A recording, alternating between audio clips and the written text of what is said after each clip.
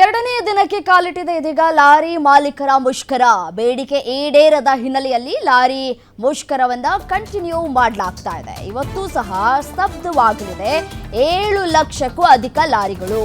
ನಿನ್ನೆ ರಾತ್ರಿ ಸಿಎಂ ಸಿದ್ದರಾಮಯ್ಯನವರ ಜೊತೆ ಸಂಧಾನ ಸಭೆ ಆಗಿತ್ತು. ಆ ಸಭೆ ವಿಫಲ ಆಗಿದೆ.